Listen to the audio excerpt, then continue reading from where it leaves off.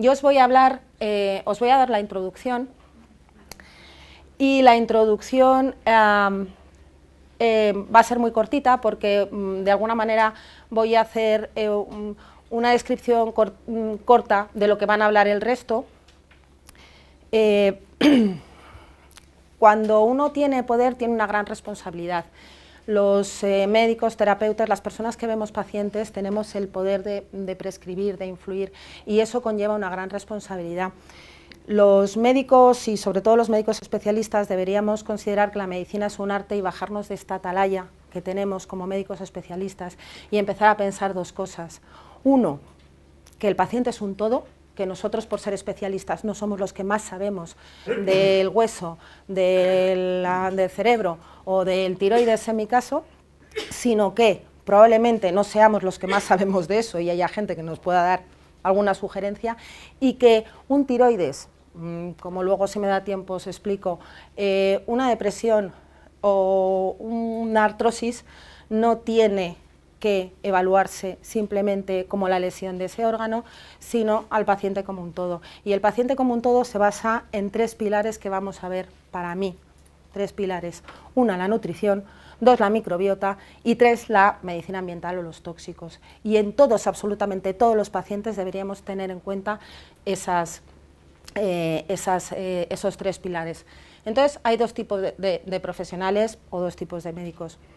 Los que cuando llega el paciente, como una paciente que, voy a contar su caso y que además está aquí, que llevaba desde los 15 años con dolores de cabeza y entonces no había ninguna forma de tratarla.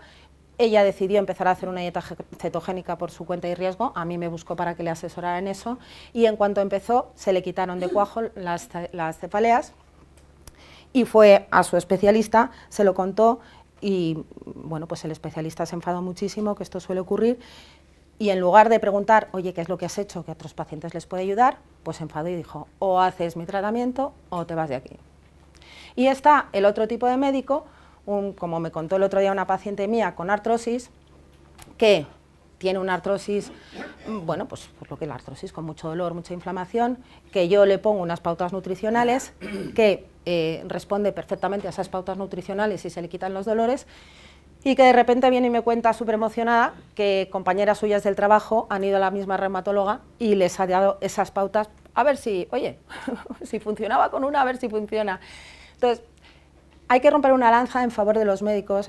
Hablo de los médicos porque es lo que conozco. Yo soy profesora en la universidad, bueno, una universidad madrileña que tampoco... ¿Y sabéis cuánto doy de nutrición? 1 hora. Esto es lo que los alumnos van a saber en toda su vida de nutrición. Y en esa hora, a todas luces insuficiente solamente para la nutrición clínica hospitalaria y para los macro y micronutrientes y la nutrición enteral y parenteral, pues imaginaros. O sea, es que, y los médicos, y en general todos, yo creo que somos de los que, si no lo hemos aprendido en la carrera, es que no existe. No es así, no es así. Pero, ¿cómo vas a ir luego a un médico que realmente sepa contarte la importancia de la nutrición? Es imposible, ¿vale? Vale, y sin más vamos a empezar con la formación, ¿de acuerdo? Lo que os decía, los mecanismos de alteración de la salud mental, desde mi punto de vista, vamos a tener que ver, que considerar esta serie de cosas. Esto es un resumen, luego yo voy a profundizar un poquito en 2 o 3, no en todos, porque para eso están el resto de los ponentes. Las vitaminas, lo primero que tendríamos que considerar fundamentalmente en una persona que tenga una depresión, un Alzheimer, una esclerosis múltiple, que estas 2 últimas patologías voy a hablar un poquito al final, son las vitaminas. Fundamentalmente las vitaminas del grupo B, los omega 3 y el zinc, y sobre todo la relación zinc-cobre. Una cosa curiosa es que al reponer el zinc, voy a ir contando cosas, aunque no me dé tiempo a terminar porque siempre me pasa lo mismo, pero es que son cosas interesantes. El zinc es fundamental para el desarrollo de las hormonas suprarrenales, fundamentalmente el cortisol. Si nosotros nos dedicamos a fabricar muchísimo cortisol porque estamos muy estresados continuamente, le quitamos el zinc al resto del organismo, se lo quitamos a las hormonas tiroideas, se lo quitamos a las hormonas sexuales y se lo quitamos a las funciones cognitivas. Es una de las razones por las que una de las primeras síntomas del estrés crónico es la incapacidad de centrarse y el deterioro cognitivo, ¿vale? De hecho, hay que tener cuidado porque al reponer zinc el cobre baja y eso puede dar unas reacciones agresivas. Entonces, hay gente que empiezas a tratarle y a darle zinc porque lo tiene muy bajo y dices, jolín, he empeorado. No, se llama Copper dumping, o sea, como el dumping del cobre que lo llaman los ingleses, no es que esté empeorando, es que simplemente es una reacción porque como van compensándose, un detallito. Las vitaminas del grupo B y el magnesio disminuyen, aparte de en problemas de disbiosis, que vamos a ver, mucho porque se absorben a nivel del tracto del intestino distal, del delgado. Tiene un problema con el azúcar. Cuando consumimos mucho azúcar, las vitaminas del grupo B y el magnesio disminuyen, igual que cuando hay una candidiasis sistémica o una candidiasis intestinal, que sí que existe. Entonces, una persona que tenga un trastorno neurológico de cualquier tipo, no le podemos estar diciendo come lo que quieras, porque si está tomando pulsiones azucaradas va a tener disminución de este grupo de vitaminas y va a empeorar su situación neurológica seguro. Esto en cuanto a las vitaminas, así simplemente para que tengáis una idea de que cuando viene una persona con crisis de ansiedad, con depresión, con cualquier tipo de trastorno, lo primero que tendríamos que hacer, como vamos a ver en un estudio muy bonito que he puesto aquí, lo primero es cambiarle una dieta y ponerle una dieta sana. ¿Que parece de perogrullo? Pero no, pero la gente no lo hace y el cambio es enorme. En segundo lugar tenemos el déficit de producción de neurotransmisores, dopamina, adrenalina, noradrenalina y fundamentalmente la serotonina. Esto tiene que ver con el sistema nervioso neuroentérico, con el eje intestino-cerebro famoso, está de supermoda. Sí, así es, pero no solamente son los neurotransmisores, también son las vitaminas y también es simplemente la conexión del nervio vago con el sistema nervioso entérico. Aquí no voy a hablar nada porque mi compañera Mar va a hablar de este tema y prefiero no seguir hablando porque si no le piso la presentación y luego me pega. Pero sí voy a comentar una cosa importante, si no me da tiempo a hablar del Alzheimer, que lo contaban ayer en unas charlas de la Universidad de Málaga sobre microbiota y enfermedades neurodegenerativas, precisamente, en la universidad, que esto es una revolución imparable ya. Pues comentaba un geriatra sobre la enfermedad de Alzheimer y me sorprendía porque el primer síntoma de la enfermedad de Alzheimer no es deterioro cognitivo, son alteraciones emocionales. Alteraciones emocionales. ¿Y por qué es? Por los neurotransmisores. Porque lo primero que se altera en la enfermedad de Alzheimer, lo primero, al parecer, es el tracto digestivo, es la microbiota. De hecho, distintas enfermedades neurológicas tienen distintos patrones de alteración, que supongo que, si no lo cuenta Mar, será para otro momento, distintos patrones de alteración de la flora comensal, de nuestra flora protectora. Entonces, lo primero que se altera en el paciente con un Alzheimer son los neurotransmisores y por eso los primeros síntomas son de patrón emocional, no cognitivo. Dentro de los trastornos endocrinos, que también tenemos que descartar o por lo menos intentar tratar, tenemos la hipoglucemia reaccional, yo la veo muchísimo.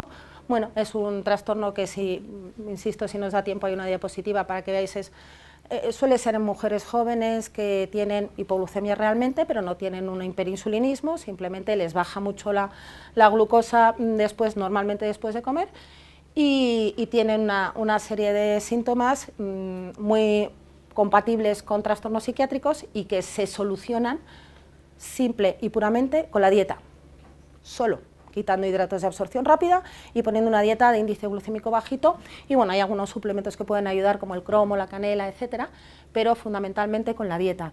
Otro trastorno de muchas mujeres que pueden ir al psiquiatra por ansiedad y lo que tienen son hipoglucemias reaccionales.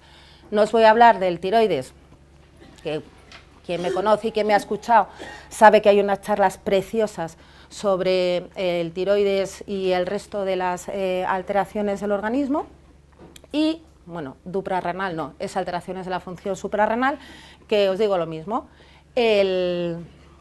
La fatiga adrenal, que está muy cuestionada, pero sí que es verdad que el estrés crónico mantenido al final lo que causa, como os decía antes, fundamentalmente por el zinc, es un agotamiento y una depresión. Luego está la endotoxemia intestinal, un tema interesantísimo, que no sé si Mara hablará de ello, porque es que son tantas cosas en relación de disbiosis y sistema nervioso central que no sé si le va a dar tiempo, pero cuando hay alteración de la barrera intestinal, hay alteración de la barrera hematoencefálica y hay endotoxemia.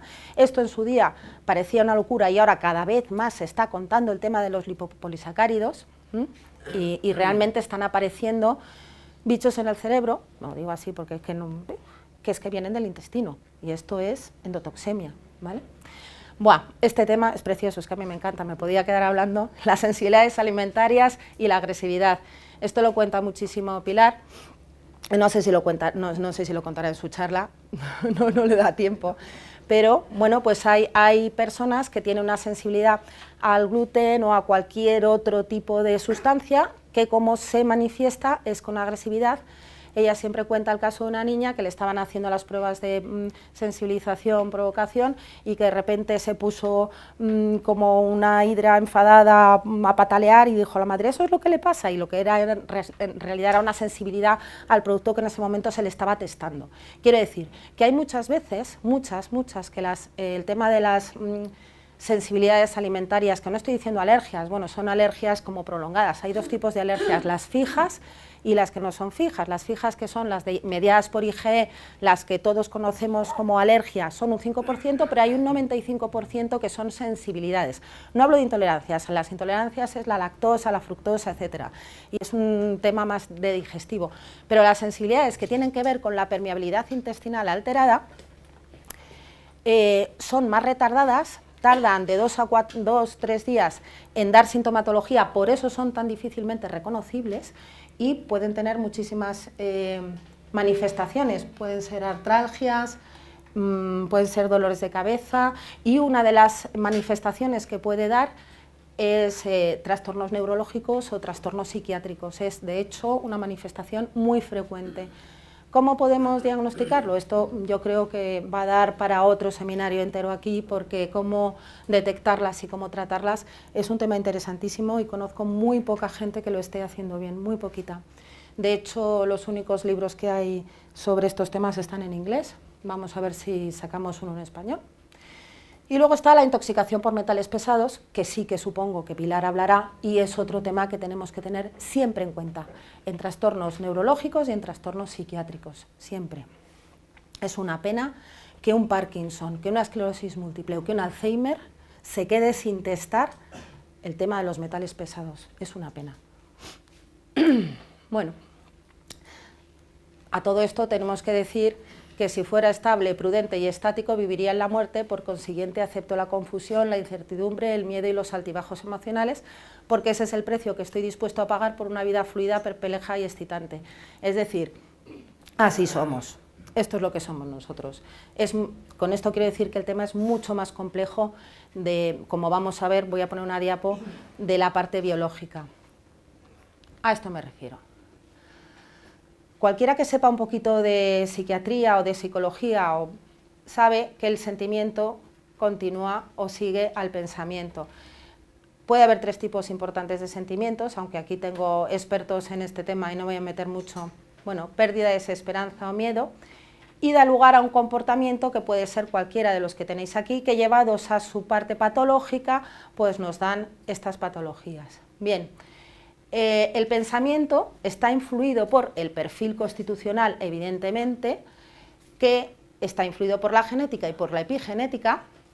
La epigenética, para que no lo sepáis, que supongo que aquí no hay nadie que no lo conozca, la epigenética es la capacidad que tienen los factores externos en influir en nuestro genoma, pero no influyen generando nuevos genes, sino simplemente haciendo on-off con los que ya existen. Y es muy importante porque la epigenética es modificable por la alimentación, por el ejercicio, por la suplementación. Entonces no podemos cambiar la genética, eso lo sabemos todos, pero sí podemos hacer on-off, y sí que hay muchos estudios ya de cómo hacer on-off en los genes que queremos y en los que no queremos. Y aquí está el estrés crónico, las experiencias traumáticas, las creencias esclavizantes. Bueno, pues aquí estarían evidentemente todas las técnicas. Y fisiología y bioquímica alterada. Esta es la parte que aquí hoy estamos intentando tratar. la fisiología y la bioquímica alterada. Influyen en el pensamiento, como vamos a demostrar a lo largo de la mañana. Bueno, ya estas son diapositivas de mi amigo Felipe Hernández, que siempre las cede con mucho cariño, porque él también es un experto en nutrición y salud mental, y simplemente que esto no es nuevo y que desde hace ya mucho tiempo muchos expertos, muy expertos, como por ejemplo Pauling, ya venían diciendo que hay en ciertas enfermedades mentales hay una deficiencia metabólica para utilizar apropiadamente las vitaminas, los minerales y los oligoelementos que se dan en el alimento. He puesto solamente 2 diapos, pero hay como 15 de distintos científicos muy renombrados que desde primeros de este siglo, bueno, del siglo XX, que ya estamos en el XXI, desde 1920, 30, etcétera, llevan diciendo esto. Lo que pasa es que yo no sé por qué se ha olvidado, porque son psiquiatras y neurólogos que lo llevan contando. Bueno, vamos a entrar ya un poquito más en materia. Relación fundamental del aparato digestivo con la salud mental, ya os he dicho que no voy a insistir demasiado, el 95% de la serotonina se encuentra en el intestino, pero no olvidemos al hígado, ¿vale? Que van siempre juntos, siempre van juntos. Cuando hay una permeabilidad intestinal, el hígado también sufre, y además existe la decarboxilación de los aminoácidos aromáticos, que es fundamental para la metabolización de serotonina y de catecolaminas. Muchas veces nos dedicamos a tratar el intestino, pero no ayudamos a la detoxificación hepática. Entonces, no os olvidéis nunca de apoyar la detoxificación en cualquier tratamiento, con suplementación, con alimentación, que también se puede hacer, con ayunos, que sí, a mí me gustan los ayunos, ¿qué le vamos a hacer? Los utilizo, los aplico. Me hizo muchísima ilusión ayer un endocrino, que cuando dio la charla me bajé y le di un abrazo, porque habló por fin de que no son necesarias las 5 comidas que siempre hemos contado, no lo son, no hay ninguna evidencia científica de las 5 comidas. Y sí, vamos teniendo estudios cada vez más potentes acerca de los ayunos intermitentes, de las dietas de bajo contenido calórico, etcétera. Entonces, lo comento aquí en esta diapo porque para mí, aparte de otras formas que utilizo para detoxificar, es uno de los mecanismos más baratos, más fáciles y más ancestrales de potenciar la detoxificación hepática. Vale. Este es el primer estudio que os voy a explicar, recién salidito del horno, como veis, ¿vale? Del 29 de octubre del 2019. Y es un estudio en el que hacen una intervención dietética de corto plazo, creo recordar que son 3 semanas, y demuestran claramente cómo mejoran los síntomas de depresión. ¿Alguien me puede explicar por qué no se aplica esto como primera herramienta, cuando una persona entra por la puerta con una depresión? No estoy hablando solo de los psiquiatras, estoy hablando de los médicos de primaria, estoy hablando de todo el mundo. ¿Por qué no se le cambia la dieta? Según entra, más barato, más fácil y más saludable, imposible. Está demostrado, está publicado, reciente. Bueno, entonces, al final, lo que concluía este estudio era la importancia de las vitaminas del grupo B, de los omega 3 y del zinc, que niveles inadecuados de cualquiera de estos nutrientes se asocia a mayor riesgo de depresión. Por el contrario, el consumo de comida basura rápida tiene una asociación dosis dependiente, que esto en medicina es muy importante porque explica la relación, el incremento de los consumo de alimentos procesados y elevado índice glucémico, fundamentalmente bollería industrial, un incremento del riesgo del 38%. ¿Vale? Solamente en 3 semanas los cambios en la dieta pueden reducir los síntomas de la depresión. Ahora todos los psiquiatras, por favor, a poner una nutricionista, un nutricionista, así que a formaros. Bueno, no fueron muchos pacientes, fueron no me acuerdo el número, creo que lo tengo en otro, pacientes de 17 a 35 años con depresión moderada severa e ingesta elevada en grasa y azúcar y en carbohidratos, y los índices de depresión se mantuvieron similares en el grupo control, pero disminuyeron de manera significativa en el grupo de intervención dietética. ¿Vale? La dieta basada en fruta y verdura, granos enteros, legumbre, frutos secos, semilla, canela y cúrcuma, utilizaban, no era vegetariana, ¿vale? Utilizaban carnes magras, huevos, pescado y aceite de oliva, o sea, tampoco la intervención dietética fue muy dura, porque nosotros utilizamos intervenciones dietéticas muchísimo más duras, de hecho ni siquiera fueron ecológicas, que es como debería ser nuestra alimentación, pero bueno, tampoco bastante. Lo que sí hicieron fue eliminar azúcares, harinas refinadas, carnes procesadas y refrescos azucarados.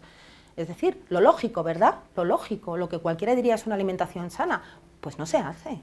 De verdad no se hace. ¿Cuántas veces habéis ido vosotros a un especialista que lo primero que os diga antes de tienes que ir al psicólogo o mandar una pastilla, os diga quita esto de tu dieta? Bueno, pues esto, ya está. No digo más. Bueno, nada, esto es simplemente para que sepáis los déficits, esto se explica, vamos, que no es déficits de estas vitaminas, tienen todas estas sintomatologías dentro de su, materia, no es materia médica, dentro de su definición de déficit están estas sintomatologías, con lo cual no es nada que sea nuevo, o sea, esto se estudia. Y bueno, esto voy a pasarlo porque lo explicará Mar, que sepáis que hay muchos más impulsos del intestino al cerebro que del cerebro al intestino, y que existe una vinculación importantísima entre el sistema nervioso entérico y el sistema nervioso central. Importante, el intestino es una abundante fuente no solamente de la dopamina y de la serotonina que necesitamos intactas, sino también de benzodiazepinas, que es la familia de agentes químicos psicoactivos, incluido en medicamentos como Valium y Orfidal. También es fundamental para el tema hormonal y para que las isoflavonas, por ejemplo, hagan efecto. Unas isoflavonas necesitan del Equol, que necesitan a su vez de una microbiota intestinal intacta, y una microbiota intestinal intacta también evita, que no lo pongo aquí, pero por si mis compañeros no lo mencionan, la recirculación de estrógenos, con lo cual muchos síntomas que se pueden tener relacionados con síndrome premenstrual, ovario poliquístico, menopausias difíciles, tienen que ver con la alteración de la microbiota y tienen que ver con el hígado. Pero bueno, no estamos hablando ahora de estos, así que no me... Bueno, ya vamos a hablar luego de serotonina y dopamina, pero que simplemente pasando un cuestionario sobre esta serie de síntomas, que son bastante diferentes entre la serotonina y la dopamina, podíamos hacernos una idea de cuál de los dos neurotransmisores, y existen distintas intervenciones nutricionales para potenciar la serotonina y para potenciar la dopamina. Por ejemplo, la dopamina se potencia mucho dando un poquito de proteína animal por la mañana. Por ejemplo, la serotonina, hay algunos alimentos que son ricos en serotonina, como puede ser el chocolate, siempre el chocolate puro, que no tenga azúcar, que tenga cacao orgánico, etcétera, o las cerezas, son unos alimentos muy ricos en serotonina. Vale. Esto lo voy a pasar porque quiero hablar un poquito de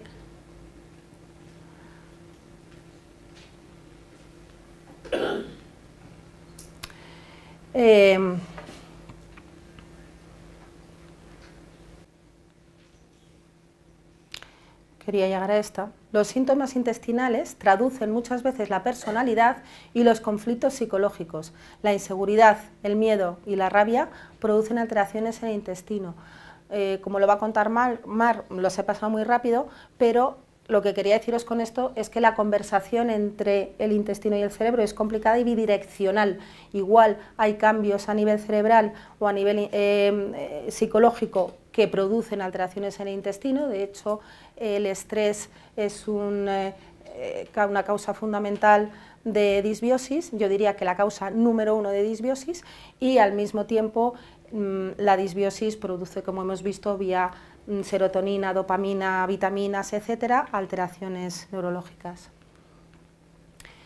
Vale, lo que os he dicho de las alteraciones endocrinas, la función tiroidea, la suprarrenal y las hipoglucemias reactivas, siempre que haya, pero bueno, yo entiendo que esto sí que se hace. Las hipoglucemias reactivas que sepáis los síntomas: nerviosismo, irritabilidad, agotamiento, vértigo, somnolencia, ya olvido, insomnio, preocupación y ansiedad. Estas son sintomatologías que presentan las personas con hipoglucemias reactivas, con lo cual es otra de las intervenciones que es fácil de hacer. Vale, y ahora vamos a hablar un poquito de esclerosis múltiple y un poquito de Alzheimer. Relación entre inflamación y cerebro. Ayer también contaban en estas jornadas que la base de todas las enfermedades neurológicas y en general de casi todas las enfermedades es la inflamación. Y la inflamación puede ser modulada de una forma estupenda por la alimentación, no nos olvidemos. Nuestro tracto digestivo no ha evolucionado tan rápido como nuestra alimentación. Nosotros todavía tenemos el digestivo adecuado a cuando éramos cazadores-recolectores, y entonces, ¿qué ocurría? Nuestra dieta era muy rica en grasa y en proteína y muy pobre en hidratos de carbono, muy pobre. De hecho, solamente se tomaban en forma de frutos rojos y al final de verano, para que nos diera un poquito de tiempo a hibernar en invierno. Vale, el líbido lo he corregido, pero no se ha corregido, ¿eh? No es líbido reticulares, es líbido con B, lo siento. Entonces, estudios recientes señalan el gluten como un veneno que causa enfermedades. Bueno, esto lo he cogido literal de un libro que se llama Cerebro de Pan, de un neurólogo americano, que no es cualquiera, que es un neurólogo americano que se llama David Perlmutter. Ya, me voy, un segundo, y me están diciendo que tengo que acabar. Y que las fuentes científicas, que tenemos muchas fuentes científicas, pero además no publicadas en cualquier revista. Mirad, Archives on Neurology emitió un informe sobre la enfermedad celíaca y la disfunción cognitiva.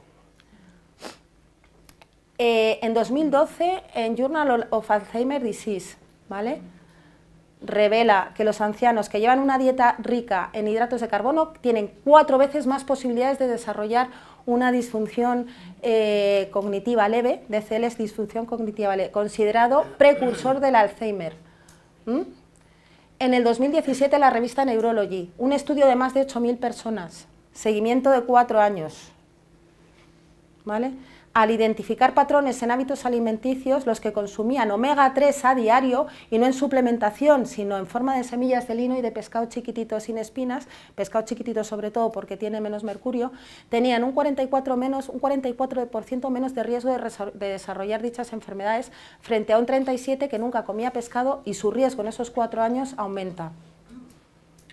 O sea, fijaros, del 2017. Vale. Ya está, no cuento nada de la esclerosis múltiple porque no me da tiempo. Espero que os haya resultado útil y damos paso a la siguiente ponente, que eres tú. ¿Sí?